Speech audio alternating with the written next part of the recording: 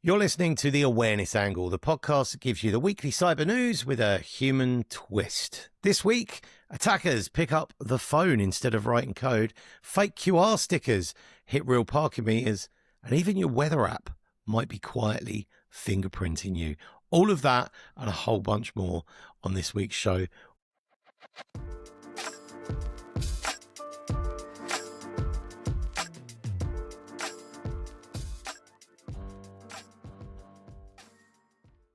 With me, as always, is my partner in cybercrime prevention. I'm sticking with that. I still like it. It's Luke Pettigrew. How you doing, Luke? Hey, and I'm doing well. How are you? Good. I'm good. How's your week been? Not too bad. Yeah. How about you? Yeah, not too bad. I'm halfway through refurbing the studio, so it's looking lovely. You can't really see much of it at the moment, but it's once it's done, there'll be more content made in here, so it'll look and sound better. We're getting there. Yes. Right. We've mixing things up a little bit. We're on a continuous improvement program, so this week might sound a little bit different to last week, but not very much. So no breach watch this week. We've got a breach of the week. Do you like it? Yeah, it's good. Let's go for it. Okay. So ad tech firm Optimizely confirms data breach after a Vishing attack. Vishing, let's add that to if you're playing Ishing bingo, there's Vishing. So Optimizely has notified an undisclosed number of customers of a data breach because threat actors compromised some of their systems in a voice phishing attack. The intruders accessed internal business systems and CRM records, stealing basic business contact information, but reportedly failed to escalate privileges or access sensitive customer data. So all the signs point to this looking very much like shiny hunters who have targeted large organizations, obviously by impersonating IT support and tricking staff into handing over single sign-on and MFA credentials. So Optimizely, do we know much about Optimizely? I've not heard of them. Nearly 1,500 employees across 21 global offices. Their customer list includes over 10,000 businesses, including names like H&M, PayPal, Zoom, Toyota, Vodafone, Shell, Salesforce, and Nike, according to the article in Bleeping Computer. Optimizely told Bleeping Computer that they stole basic business contact information. It was a sophisticated voice phishing attack. They were unable to escalate privileges, install software, or create any backdoors in the Optimizely environment. And we have no evidence that the threat actor was able to access sensitive customer data or personal information. It's a very confident statement. Very. Yeah. They were unable to escalate privileges, install software, or create any backdoors. That's a certainty. I admire their confidence. Yeah. So yes, that's the breach of the week. Optimizely, if that's a name that your organization uses, you might want to reach out to them and find out if you're impacted at all. Should we get on with the news? Yeah, let's go for it. Excellent. Okay. Do you want to go first? You can go first. Okay. We normally talk about this. We don't always. Right. So Royal Canadian Mounted Police, the RCMP, I love that they're still called the Royal Canadian Mounted Police. And you can't picture them without picturing the program Due South with the guy on the horse with the massive hat. I don't know if that's still what they look like. So the RCMP are investigating after fraudulent QR codes found on 75 Kelowna parking meters. Now, this might sound like, where is Kelowna? How does this impact me? This story is a great example of localized cybersecurity issues. Police are investigating because fake QR code stickers were placed on 75 parking meters, redirecting drivers to a phishing website disguised as the official parking payment service, Pay by Phone. Pay by Phone, I think, is one we have over here in the UK as well. City staff spotted the scam quickly and removed the stickers within hours, with no confirmed victims so far. The incident highlights a growing trend in physical world phishing. Of course, like we've talked about this loads of times, haven't we, where QR codes, they bounced into life during COVID. For a long time, we didn't want to use them, and then we kind of used them because they were convenient. But QR codes, man, it's scary. Yeah, they do get used a lot. You still see them.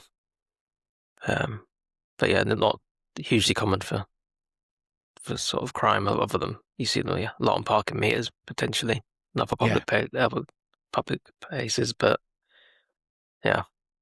Do you know, it wasn't that long ago I saw someone that had a QR code reader app on their phone that was littered with adverts and stuff. So a little public service announcement for anyone listening that might not be aware. You don't need a separate app now on Android or iPhone to scan a QR code. You just open up the camera app and put it on photo and point it at the QR code, and then it will tell you where that QR code goes.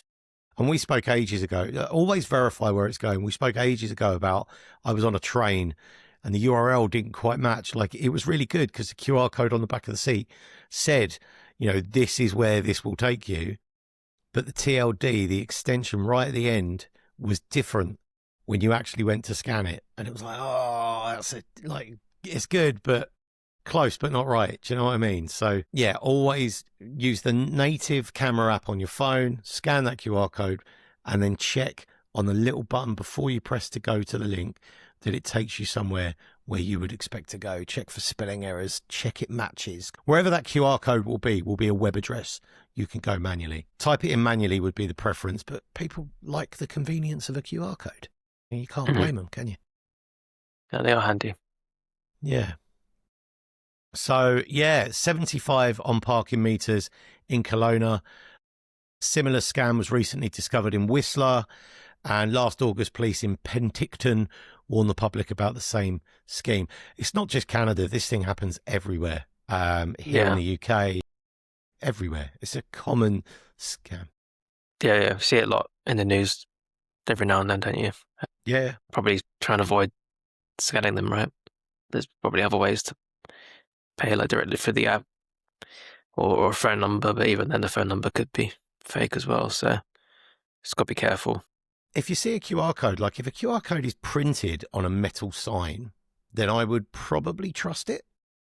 The problem is if that QR code ever changes at any point and the council have just gone around and slapped a sticker on it because the service has changed.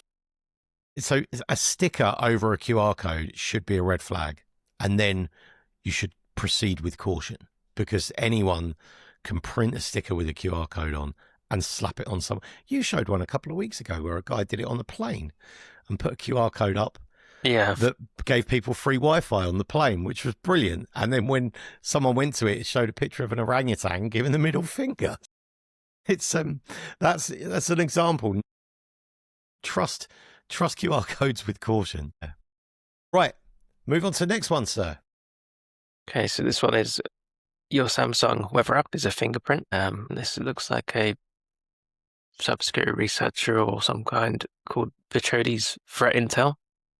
So it's a blog post that it goes into a lot of detail on how this works. Essentially, they found that pre-installed weather app on Samsung devices may unintentionally create a persistent tracking fingerprint. So according to what they've sort of researched, is that the app sends recurring requests to a weather API operated by the weather company, and that contains a hashed location identifier, which is marked as place ID, and that's tied to saved cities. So it says here that each hash represents a location, and obviously a combination of saved locations becomes unique and could potentially identify a user across sessions and IP changes in different networks. And this is something you can't turn off, apparently. It's separate to the location permission on the phone. So yeah, this could be like you saved your home, your work location, your family's locations to your phone. I don't know if it means inside the weather app. Potentially that is what it means. I mean, most people wouldn't do that, but essentially a sort of default system app that is transmitting somewhat of a unique identifier in the background. It's a bit concerning, potentially, but I really don't know how many people would use saved locations for weather, but some people out there. Well, yeah, it's funny. If I open up, I'm not a Samsung user. I haven't been for years. But if I open up the weather app on my phone, I mean, yeah, I've got, and it's whether or not it is my saved locations. Like I've got the town I live, the town where my kid goes to school, which is quite a way away, and then three cities that I've been to in the last kind of 6 months. So there is an idea of where I've been. But if it's actually, weather apps track your location constantly, because if you open it, and you can turn that permission off, definitely on iPhone you can. But this isn't, I suppose, Samsung's weather app is just an example of what other apps could potentially do when an app asks for access to your location. Yeah, well, My car app, my SatNav app, some really random eBay asks for access to your location. Just Eat, your food delivery app will ask for access to your location. yeah. Yeah. I mean, yeah, unless I'm misunderstanding it, it says that, the weather app's pre-installed and active by default. The periodic API occurs without user interaction. And yeah, it doesn't seem to say if you can turn it off, but I don't think you can in this example anyway. But yeah, a little bit concerning, perhaps. Yeah. So apparently, don't know if you can disable the app. If that's I think it is a thing maybe on Android where you can disable pre-installed apps, but then you obviously lose the Samsung Weather app. Other weather apps are available. Yeah, I don't know if any are better. BBC, Meteo, Met Office. They're three that come to mind like that, and there's lots out there. I think. Yeah. And the most concerning thing is, even if you turn off your GPS or use a VPN, it can still identify your device. Yeah.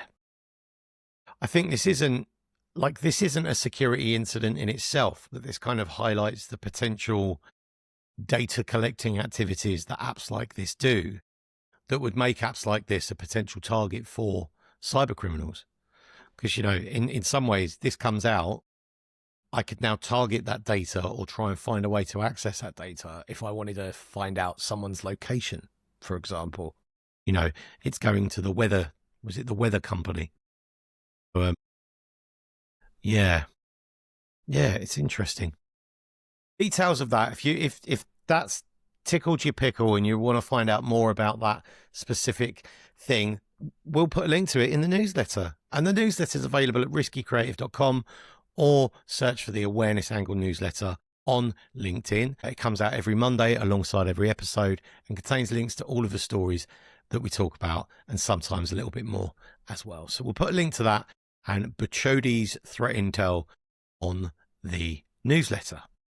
Right, shall I move on to the next one? UK has fined Reddit $19 million for using children's data unlawfully. So the UK's ICO, the Information Commissioner's Office, has fined Reddit £14.47 million for unlawfully collecting and processing data belonging to children under 13.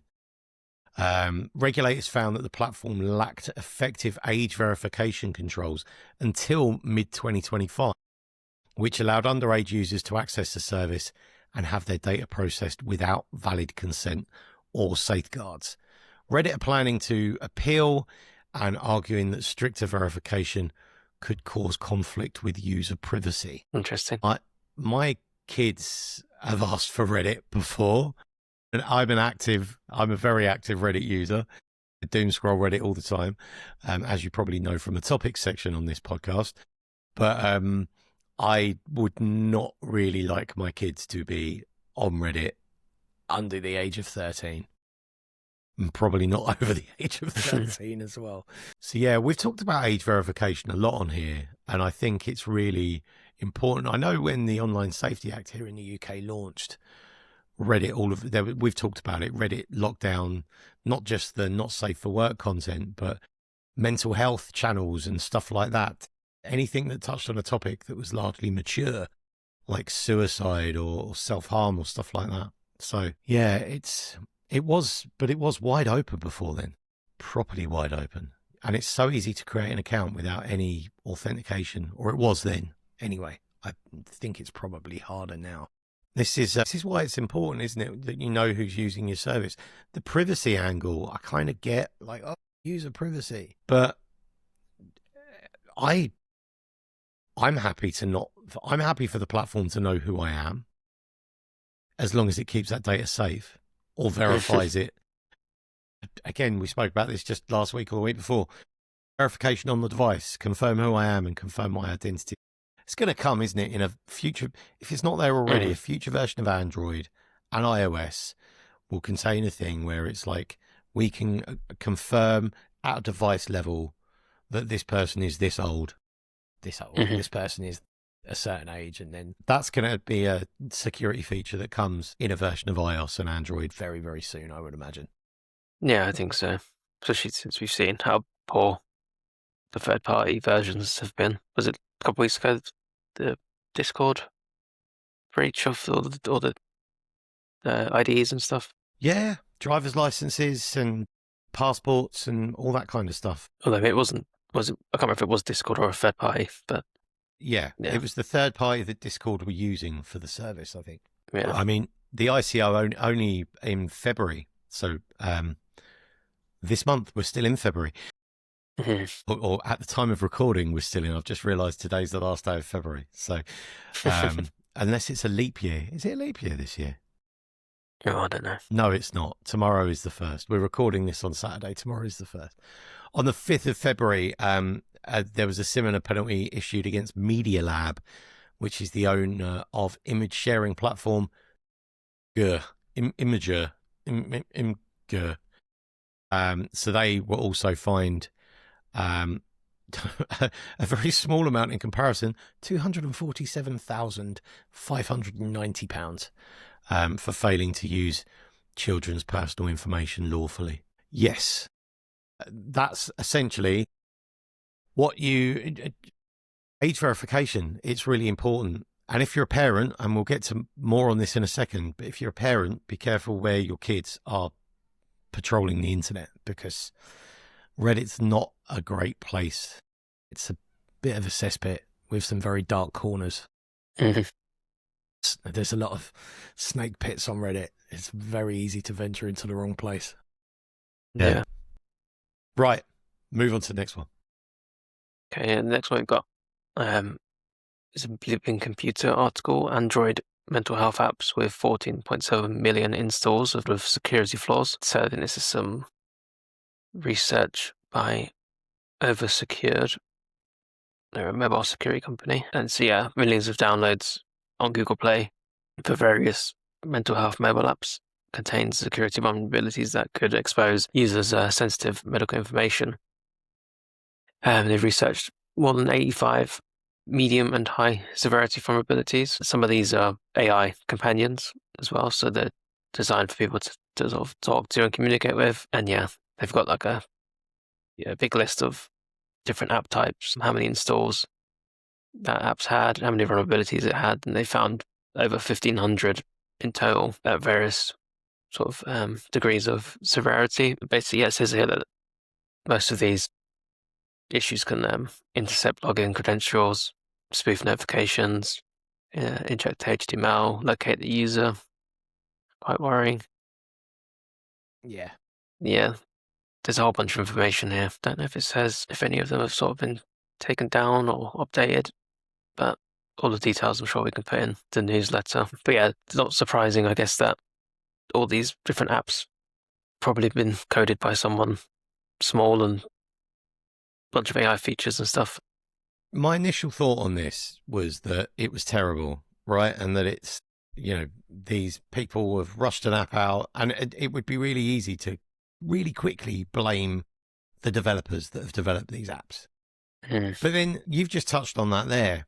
It's quite possible that these apps have been developed by a single person who's vibe coded something using AI, or has created an app using AI and has gone, oh, this is really good. And so they're completely genuine and honest in their intentions. But because the way AI works, and because of the availability of unchecked and unmanaged AI tooling, there's vulnerabilities in these. And I'm guessing that the oversecured scanner is probably a tool that they're trying. That's probably like, oh, see all these vulnerabilities? Well, now you can subscribe to the oversecured, that kind of thing. Automated mobile app security. So yeah, they're probably trying to flog more of their platform. You go to their website and it says scan your app. So that's a given. But the fact is that the availability of the tooling now, and you got to blame the tools. You can't necessarily blame the developers for all of these. But you look at the names of some of these apps, like AI therapy chatbot, AI emotional health platform, health and symptom tracker, depression management tool, CBT-based anxiety app. There's not a lot of branding or brand identity gone into them, is there? Especially when you think of some of the more well-known apps like BetterHelp, the ones that you see consistently advertised, which I'm assuming have better security controls in place. Yeah, it doesn't seem to say much on. There's no like links or anything to further information, but I guess it's all hidden behind their research. There might be a better link for it, maybe. I was just say that Leaping Computer have refrained from sharing the names of the impacted apps as the vulnerabilities are still being disclosed by oversecured. So, Okay. I think those are app types that this column described. is app type. Yeah, sorry, this column is app type. But if I go to, yeah, I'm sure. Yeah, there's probably loads, isn't there? There's one here, Mood and Habit Tracker Journal, that's had 5,000 downloads. It's developed by Core Apps Creation that have got a load of basic apps. And it was last updated on the 16th of July last year. So it hasn't been updated for 7 or 8 months. Yeah, it's probably one of those things, isn't it? Be careful what you're installing from these app stores, even if they're genuinely installed. It's just like browser extensions, right? The other thing you can't do as well, if you look at this on Bleeping Computer, that top app that it highlights had over 10 million installs. The next two have got over 1 million installs. So that herd mentality leads you to go like, 10 million people have downloaded this. It must be good. You kind of follow the herd. 1 million people have downloaded that. It's got to be decent. There can't be anything wrong with it, because otherwise 1 million people wouldn't have downloaded it. And it's like, actually. So, yeah, it's really tricky. Yeah. Be careful who you trust, I suppose, is the question. Headspace has got over 10 million downloads. They're a big name in this space. I just want to say any of the names that I'm mentioning, I'm not saying that they're at fault here, the two apps. Headspace, here's a good example though. Headspace's app was last updated 9 days ago. So it's actively developed, actively in support, and actively being maintained. An app that was last updated 9 months, 8 months ago is probably not something you wanted. So that would be check how many downloads, check the reviews, check the permissions, and check the last time the app was updated, which it tells you on both the Play Store and the App Store. That's probably not something we often say a lot. Mind Health, CBT Mental Health, last updated 2 days ago. 4.7 stars out of 5. So check the reviews, check the last time the app was updated, because that's a good tell. Yeah, definitely. Right. Okay.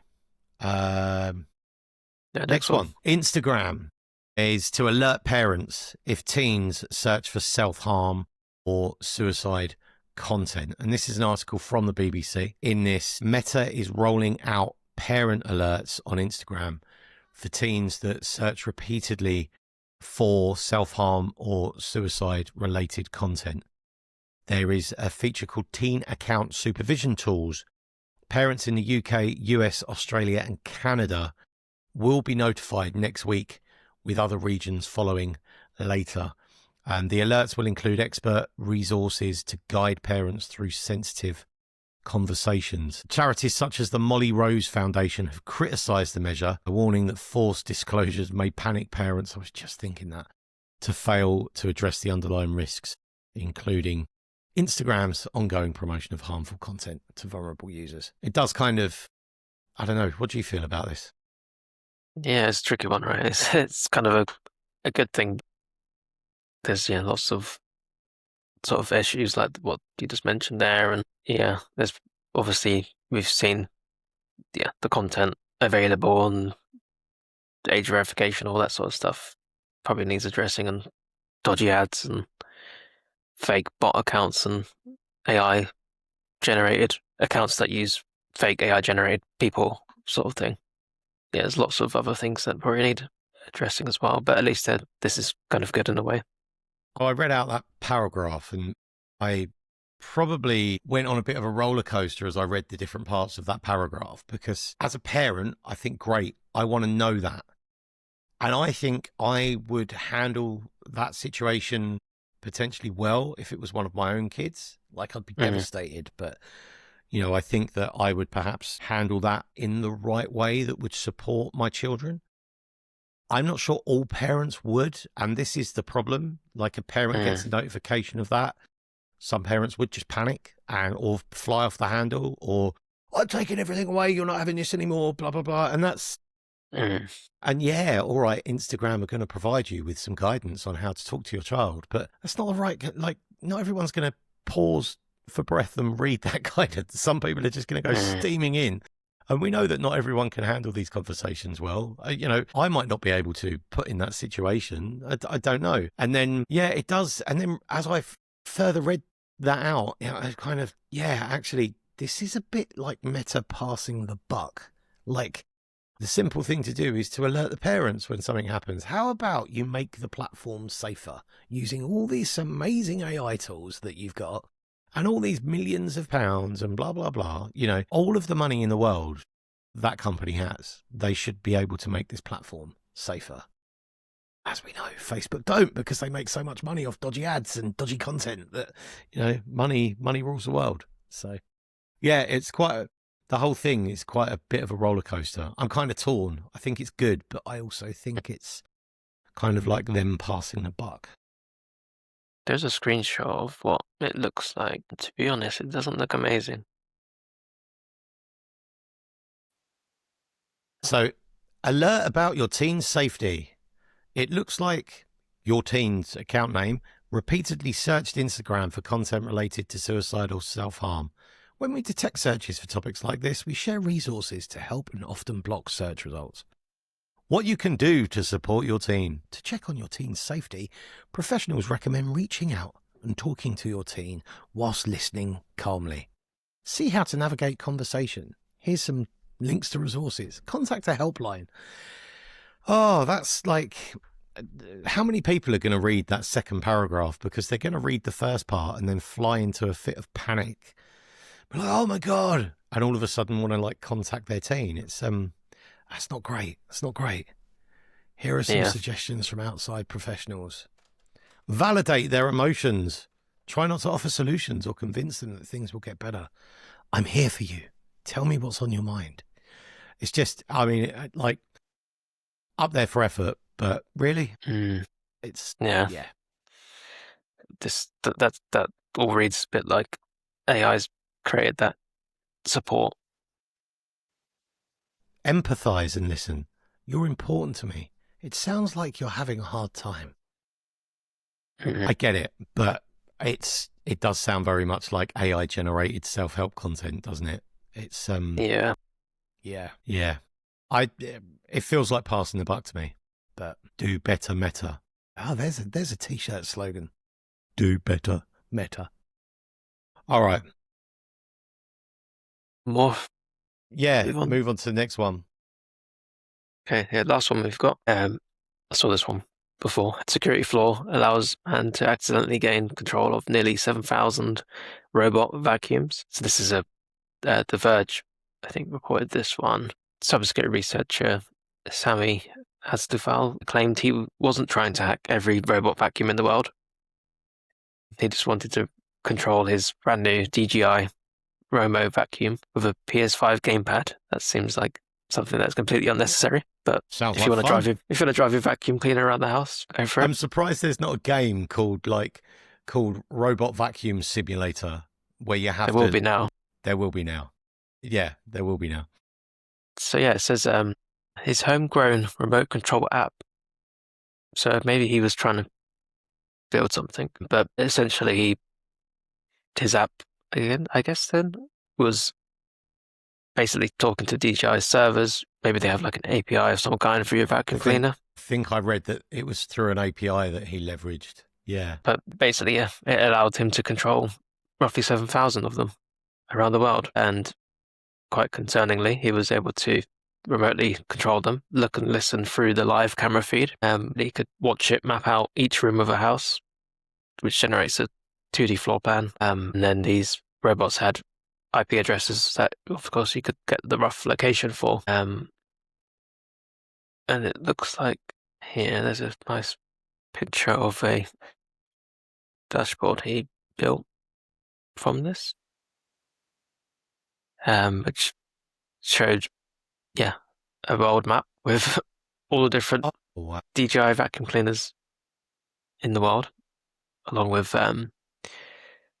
certain pieces of information up here, so you can see which ones are cleaning, which ones are idle, which ones are charging, which households have pets, which have children, battery status as well. And yeah, probably a few more bits of information there. And then he was also able to bring this up, this one, see the live feed and control the robot, which also seems to have audio, which I don't know why your vacuum cleaner needs to have sound microphone on it, but yeah, that's quite terrifying. There's a whole bunch more information on here with further screenshots, but yeah. And I mean, just to comment, right? This is DJI.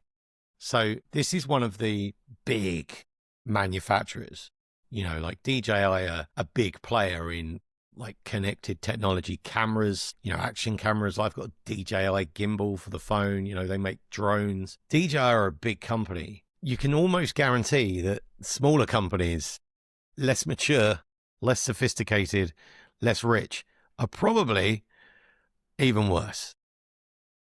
Eventually, yeah. DJI have packed this up and dealt with it, haven't they? This has been patched, closed, problem gone away. So yeah, they identified it in late January and patched it early February. But yeah, basically I think a lot of it was sort of unauthenticated. He only needed the serial numbers of the vacuum cleaner. And I think it's just in the way that the vacuum cleaner reported a lot of the information back to DJI just with its serial number. And I guess some sort of server was not built correctly and misconfigured. Wow. But yeah, quite a crazy one. Yeah, that's cool. That's crazy. Like, don't just think about this is the IoT thing, isn't it? We have so many things connected to the internet in a house now. I think Virgin was shocked. Virgin Media, I had an internet problem ages ago. They're like, how many devices do you have connected in your house? And it was like 46 or something like that. And it's like, when you think like cameras, phones, tablets, TVs, streaming devices, fire vacuum sticks, cleaner. Vacuum. Yeah. God. I guess one of those things, right? Update as well. Probably don't think to patch you. I don't know if you need to update your robot vacuum or if they've fixed it remotely, but again, we can put the details in the newsletter for that. These lights I've got behind me, I bought this week and put them in, and they're TP-Link. Yeah, I know, TP-Link, which is still banned in America, I think, but I like their products. But the minute I plugged them in and configured them, it gave me the option to update the firmware. And then I set it to update automatically, because even a strip of LED lights could be used to compromise my network. And just thinking on it, they have the ability to move in time to the music. So there's probably a microphone in there. So if someone could compromise the TP-Link servers, they could probably listen to the behind the scenes of the awareness angle by listening to the microphone built into those lights.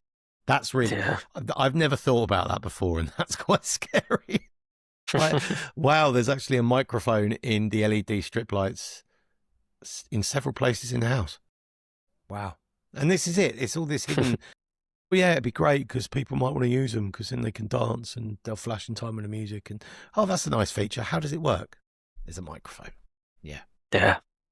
I don't know if TP-Link transmits microphone data back to TP-Link. Okay, so that's disclaimer. I'm just assuming. I'm not. Don't.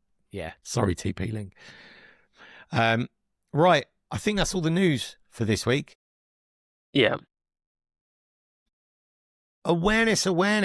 We were going to touch on this week. Did you want to do your thing? Yeah, I'll quickly Luke showed me share something. some stuff. Luke showed me something, and I was like, "Oh my god, that's amazing! How did you do that?" And he's like, "I'll show you on the podcast." So, the floor is yours. Yeah, so I mean, I can't take all the credit for this, but basically a colleague at work pointed me to Gemini, using it for vibe coding, e-learning content. Basically, yeah, you can. I mean, Gemini's just one example, right? Any tool can probably do it. You sort of give it all your requirements, what you want it to be about, and ask it to build a sort of interactive HTML-based piece of content. So we can probably do one live now. If you want to give me a topic, let me just bring up. It can be quite simple. Just something like a course on phishing, how to spot phishing or something. Yeah, let's do a course on how to spot. Is it going to be too technical if I say how to spot ClickFix? Is that going to be too much? See what it does. Okay. ClickFix attacks is obviously where you get a fake capture or something. We've spoken about them before, and it copies something to your clipboard, and then it asks you to do something by pasting code in and running code without you realizing what it does. That's ClickFix attacks. If you've listened to it before, we talk about it fairly often. So this is obviously a very rough example, right? You can feed it a lot more information, but Okay, we've given it. I'll read its output. yeah. I want to create an e-learning course module on how to spot ClickFix attack. Can you produce this in HTML? And it responded with, creating a module on ClickFix attacks is a great move. It's one of the more clever social engineering tactics. It's always a great move. Yeah, and basically it says below is a complete responsive HTML for e-learning module designed to be clean, interactive, and easy to drop into an existing LMS or website. Obviously, disclaimer that be careful what you're producing with this, and you probably want to keep it internal if you're building it for your company, and probably don't expose it to the internet. Don't go publishing it to the Google Play Store, because then you'll feature in a Bleeping Computer News article about an app being insecure. So, yeah.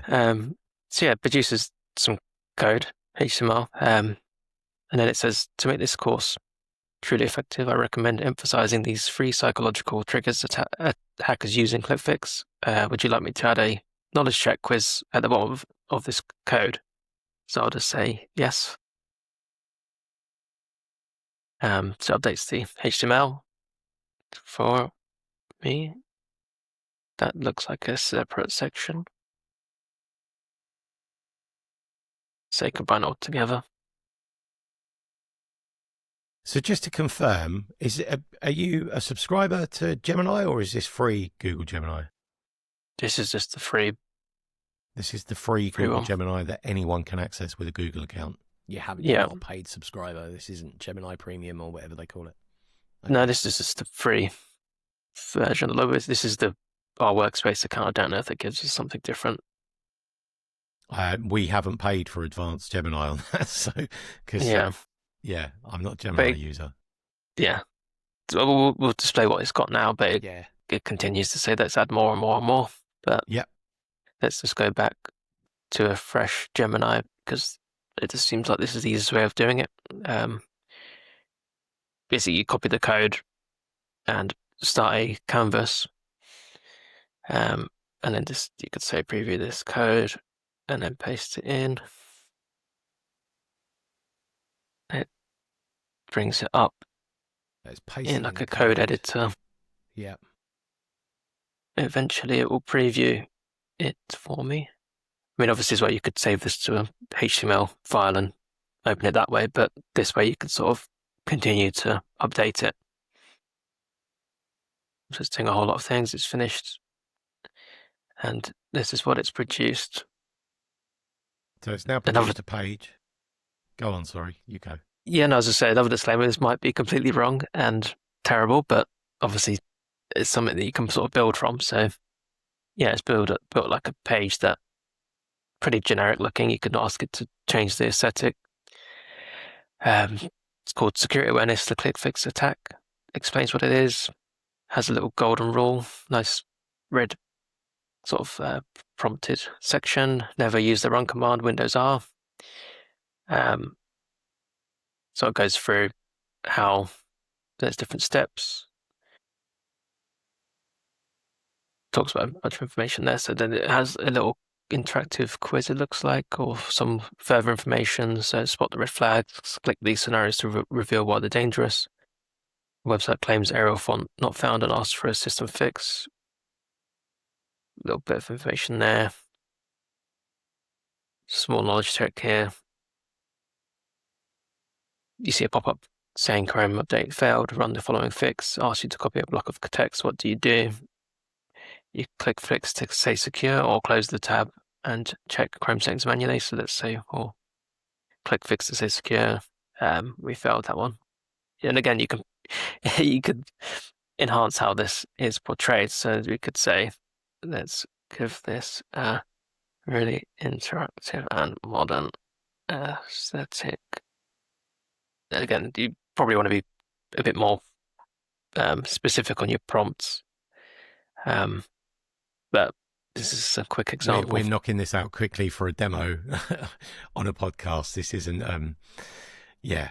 But it just shows, like, yeah, you could give it a bunch of information and build out something that's relatively decent. I like a bit more effort. Let's give this a really interactive and modern aesthetic. And the response has been, I will update the training module with a more immersive modern aesthetic. This version includes a glass morphism-inspired UI, smooth CSS transitions, a dynamic live simulation area, and now it looks like a vibe-coded website because it's got those like blue gradient tones and the floating curved boxes. And yes, yeah, now yeah, oh, it's a little error there, but let's just ignore that. So yeah, it's sort of changed the look, relatively the same, to be honest.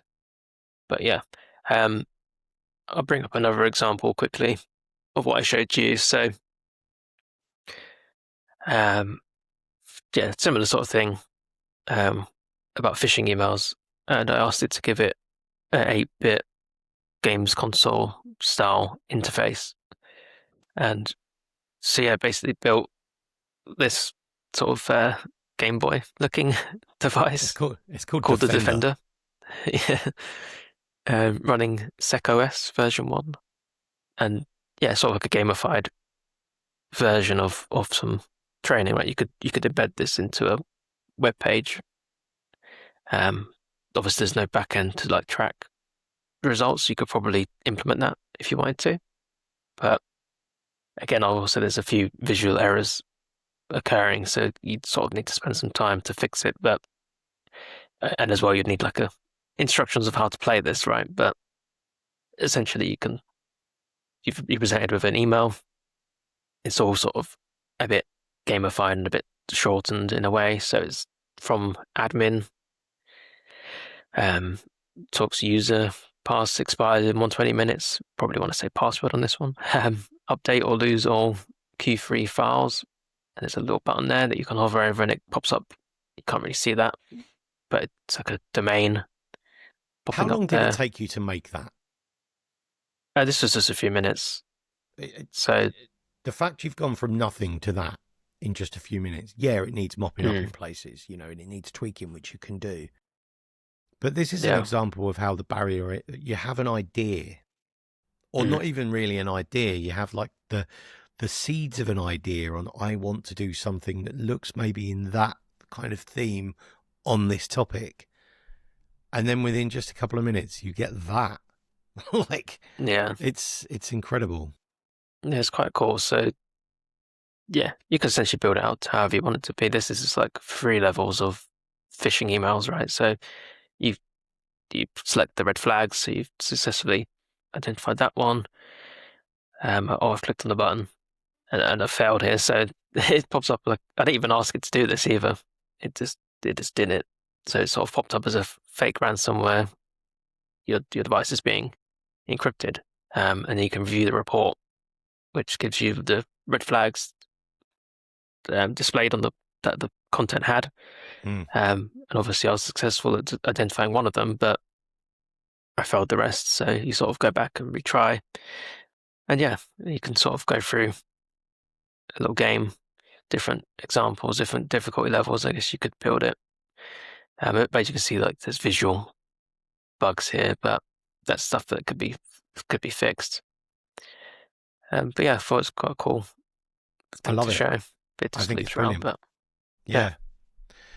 I think it's brilliant that you can get from the seeds of an idea to actually having something physical like that in just a few minutes for free as well. Like that's Gemini's free tier. So yeah, that's cool. I think you'd have to check what kind of usage rights you have with Gemini. I'm really sure it's sort of yours to use as such. Probably not for commercial, but if you're building it internal for a small demo for like Cybersecurity Awareness Month or something, it could be a way of building something fun and different that's sort of customized to your own thing, and you could give it all your branding elements, right?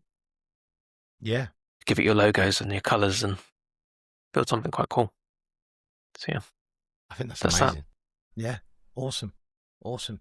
If anyone's listening and you do build something awesome with the AI tools that you think is really useful, reach out to us, hello@riskycreative.com, and we'd love to show your stuff in a future episode. So that'd be cool.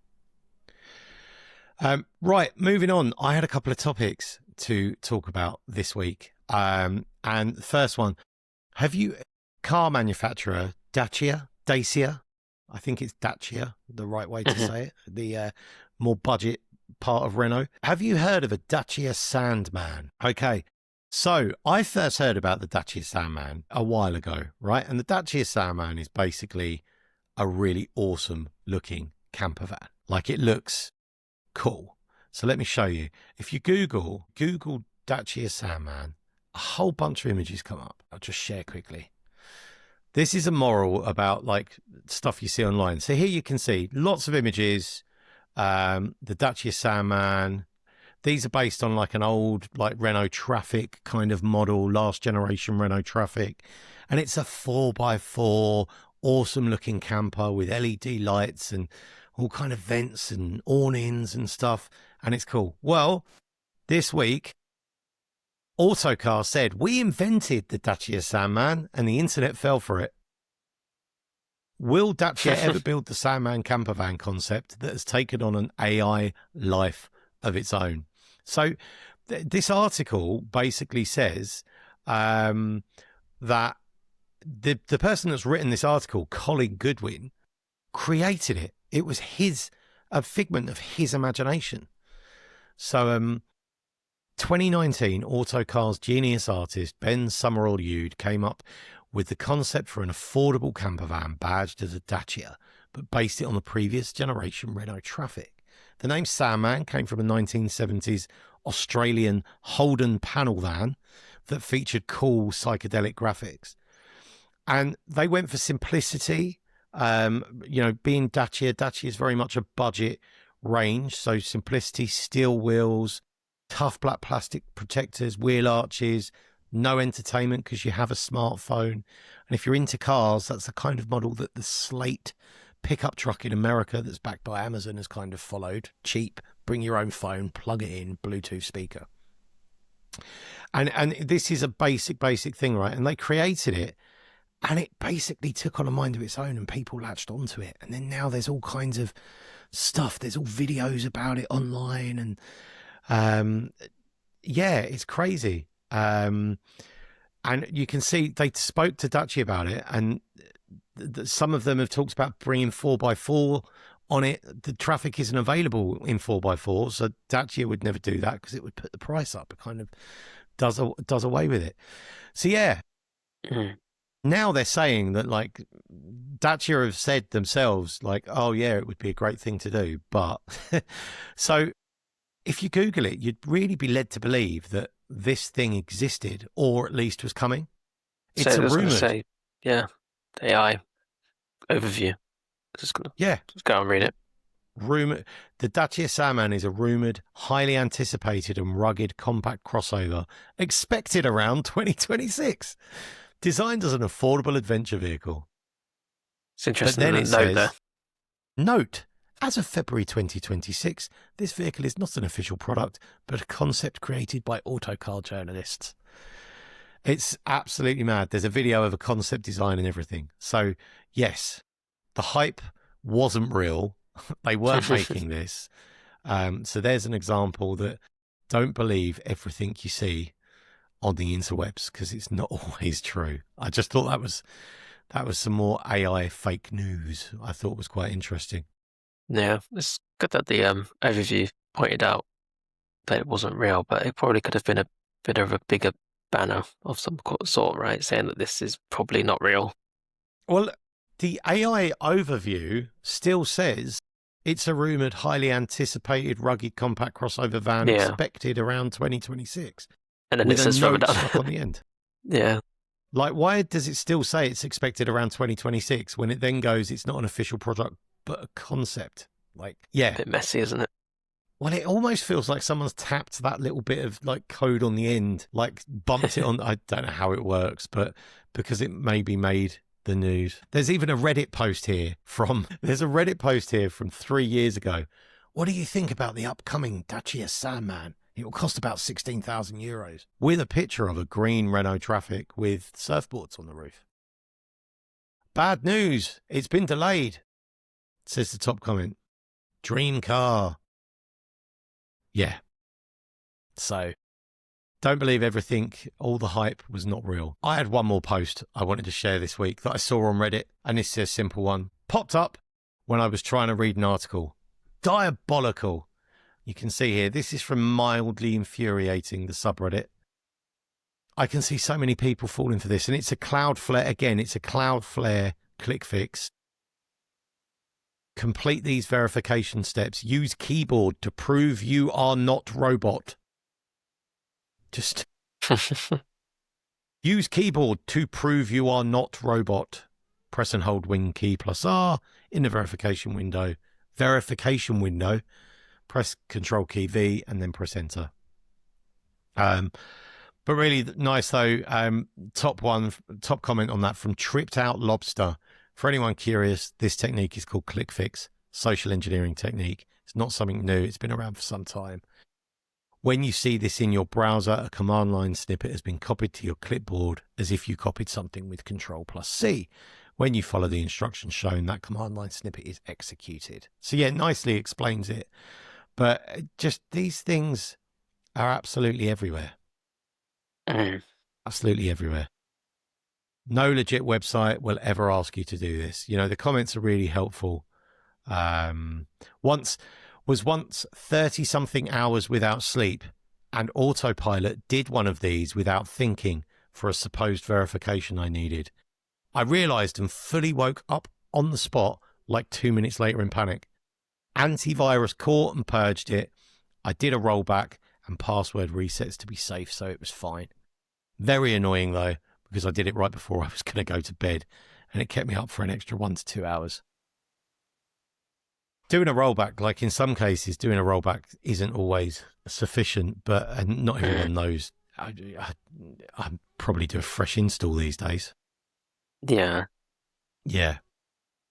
And then there's a comment, they act like people using ad blockers as a basic safety precaution are the villains. I know there's tools out there, and I don't want to promote anything specific, but I know there's browser defense tools out there coming that protect against stuff like this, which is awesome and very much needed, because these are absolutely everywhere. ClickFix now. Pretty much every week we see something new. Yeah. Yeah. And this is an important one to talk to everyone about. Like, if you're sat there having dinner with your family, this could be a really interesting conversation to bring up. Just like, you know, never ever, if a website, I saw this website the other day that asked me to press Control and C. We'll put a link to that, show that image, because my mum would probably follow those instructions. You know, you need to, it's everywhere. Right. Yeah. That's me done. What have you got? Got one video to share and a email to share quickly. So I'll quickly pop up the video. You might have seen this. The new Samsung S26 or S27. Yes, this is awesome. So good. Yeah, so it's showing off the privacy display feature, and this is MKBHD's very well known tech YouTuber and everything else. Quickly display the video.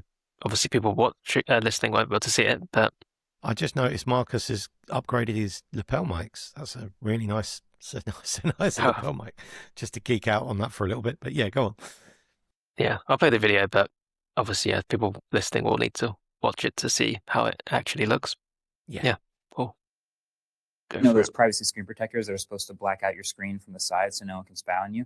Well, this S26 Ultra obviously doesn't have a screen protector on it, but if I just turn on privacy screen, it turns off individual pixels to achieve the exact same effect, which is pretty sick. But not only that, since it's built into the display, you can have it turn on only when opening certain apps, like your banking app or messages or photos. But what's sick is you can have it just block out notifications as they come in, or just the password field when entering a password. Honestly, unreal levels of display innovation so that you can hide whatever you're hiding.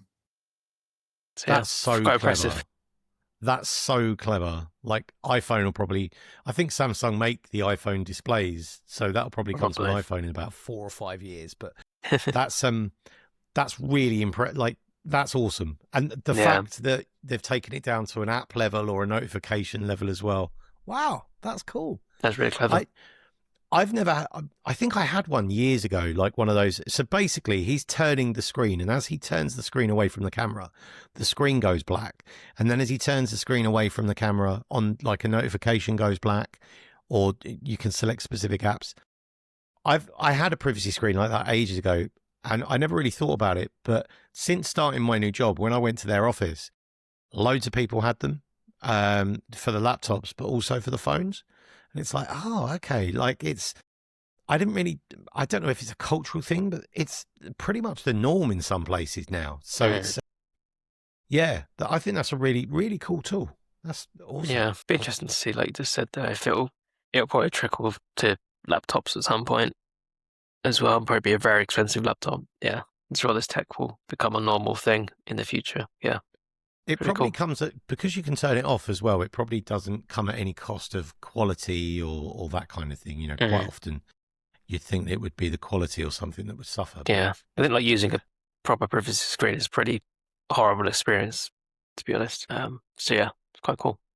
Funnily enough, I've just ordered one and it's expected today from Temu. So I will tell you how good my Temu privacy screen is when it turns up. Please don't hate me for ordering stuff from Temu. But yeah, they were dirt cheap and they're expected today. So I'll give you an iPhone privacy screen update next week. Yeah, that's cool. Cool. One more thing to share quickly. So this is something I think I brought up quite a while ago, which was the Ahrefs fake website on Google Ads. Yes. Google Ads spot, with a website claiming to be Ahrefs. But I only received an email. Sorry, this was when you searched Ahrefs in Google. The top result was a paid-for Google Ads listing, leading you to a fake Ahrefs website. Yeah, we did similar ages ago, didn't we? With Google, there was ages ago. One. A Google Ads one, wasn't it? For Google Ads. Own website was spoofed and someone had bought an ad for Google Ads and they'd compromised Sydney Zoo's account. That was amazing. That was incredible. Yeah. But yeah. Sorry, go on.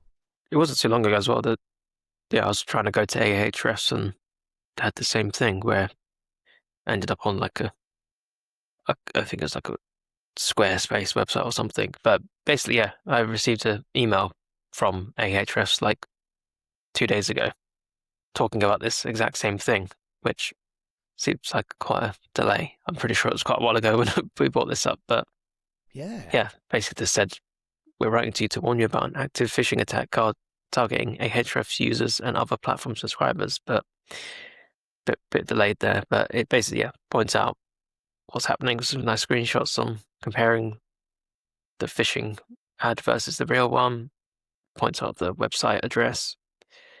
There's a cloned website. When you try to sign in, you prompted to a fake Google sign-in page. And it says here that if you grant permissions, the attacker gains access to your Google Ads account. So obviously then they go on and do more spoofing of Ahrefs or fake other websites. And it says here that confirmed victims have lost over $30,000 each from their accounts getting drained this way. That's an interesting way to say it. And yeah, then it has a few steps on how to protect yourself. And a blog post about why it's sort of not so easy to block. And then a bit of information on, if you believe your account's been compromised, to contact their support team. Yeah, I thought it was just an interesting update on something we spoke about a little while ago. Yeah, that is that's quite, like you say, quite a while ago. It was weeks ago we spoke about that, I think. I was just trying to look up when it was. It's mad. It's mad. Yeah. I just sponsored ads on Google. Terrible. Avoid sponsored ads on Google all day long. Yeah. And this is why the death of ad blockers, like we just said that with ClickFix. One of the comments on that ClickFix Reddit post said it. A world without ad blockers is a less safer space. So Google killing uBlock and stuff like that. But again, it's money over safety. Google want to make money. They, just like Meta passing the buck, we now have to deal with these additional risks because they've blocked people making us safer. So congrats this week go to Meta for passing the parental buck to us, and for Google yet again making the world a less safe space. But I mean, it's great that Ahrefs have come out with that. I keep wanting to call them Ahrefs because it's R. It's great that they've come out with that blog post, but it has taken them a while. It's definitely, that was a good few weeks ago we talked about that. Yeah, that's my topics. Yeah, that's great. Right, that's all we've got. So we will be back next week with more human sides of cyber stories. Have a good week, and I'll speak to you next week. See you later. Bye.